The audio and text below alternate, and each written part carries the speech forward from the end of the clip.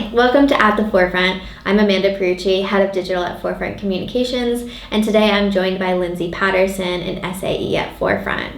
We're here today to talk about a recent thought leadership piece that she published around organic social and how to make it a two-way conversation, specifically the differences between social media listening and social media monitoring. And stay tuned to the end of the episode to hear about how B2B Fintech specifically should be using organic social to grow their business. Hey Lindsay, thanks for joining me. Thanks for having me. Of course. So before we get into all of the really interesting questions, can you give us some context around this article? And for the viewers who aren't familiar, can you tell us a little bit about Inbound, which is, where a lot of these insights came from? So this article is just one in a series called Lessons from Inbound, where myself, Amanda Perucci, and our other colleague on the digital marketing team discuss some of the insights that we learned at Inbound, which is HubSpot, a marketing program that we use here at Forefront. It's their annual conference for sales, customer service, and marketing professionals. 3 days, we learned a lot.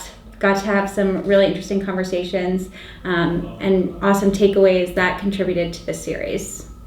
Great, thanks. So one topic that you talk about in the article is the difference between social media monitoring and listening. Mm-hmm. Can you explain a little bit more about that? Yes, so social media monitoring is the idea that companies can monitor for conversations that they're involved in on organic social media. So if people tag them in something, people comment on their posts, people engage with their content, that's monitoring. Monitoring for what you're directly involved in. Mm-hmm. And it's a great next step after you sort of get familiar with and comfortable with your organic social media strategy to start engaging with that audience that engages with you. Social media listening is a little bit different, goes a step beyond that. And what this is when a company uses their organic social media a little bit differently. They take that extra step to engage with conversations that are relevant to them, but that they're not necessarily directly tagged in, directly involved in.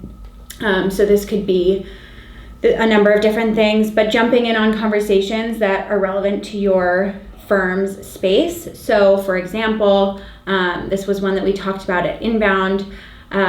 Maybe an Uber user goes to social media to make a complaint about something technical with their app or an experience that they had, and a competitor like Waze jumps in and has something to say in that conversation. So not necessarily Waze being tagged, being directly spoken to or about, but they're jumping into a conversation that they can add some insight to, and it just is a second step in the social media process and the experience that builds this trust, this communication, opens a line of communication between a firm and a user.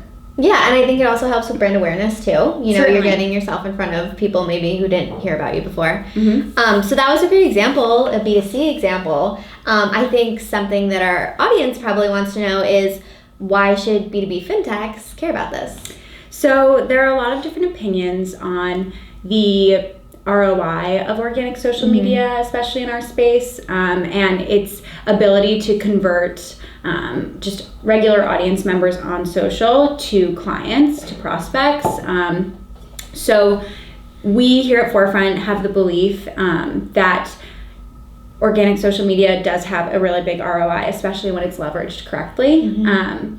Firms like B2B Fintechs, startups that don't have a lot of capital to put behind social media, especially paid, organic social media is a great way to use your capital effectively and find different unique methods of pulling in people to your sales process and finding new leads.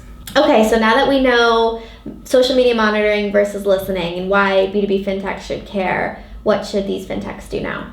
So if they don't have an agency, there are tons of platforms out there that can do this job of social monitoring, and they can keep track of the conversations that they're being involved in. However, as communications professionals, it's really our job to stay super plugged into the organic social media landscape, the conversations that are going on with our clients and without our clients and everything in between. So, we have a unique perspective because we have insight into their content and thought leadership pipelines, their press releases, we know the events they're going to, the awards they're winning.